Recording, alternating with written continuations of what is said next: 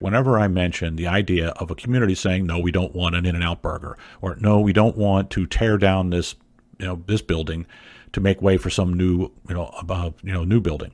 People have been trained, right wing or people who are inclined to right wing thinking, have been trained their whole lives to say that government's always bad, government's always evil, and that any use of government should be off limits.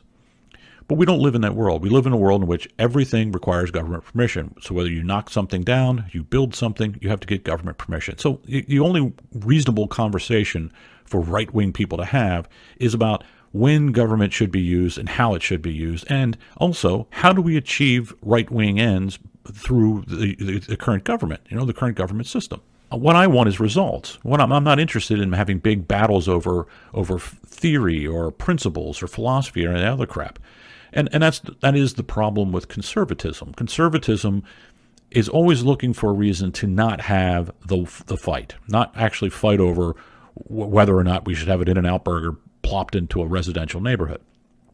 They don't want to have that battle because ultimately, they're just going along with the left. They're just providing cover for them. They're just their wingman. And that's why I do these things, though, because to get people thinking the right way about this stuff. If you live in a neighborhood and, some company comes along and says, we're going to put a meat packing plant in and bring in 9,000 Mexican dudes to work in there, you better damn well look at it and say, no, I don't want this here. And I'm going to rally my community to prevent this from happening. Principles be damned. Libertarian ideology be damned. Capitalism be damned. Because otherwise you're just going to be railroaded time after time by people who don't have your best interest in mind. So that's why I do these things. That's why I talk about that stuff, because if we start thinking about the problems that face us and say, what is it that I want? That my desire is just as legitimate as anybody else's desire, and that my efforts to try and achieve my desires are just as authentic and legitimate as the business trying to open an In-N-Out burger or the guy trying to start a meat packing plant or any of this other kind of stuff. When you start thinking of it that way, then you can actually then organize and begin to act in a way that is in your interest.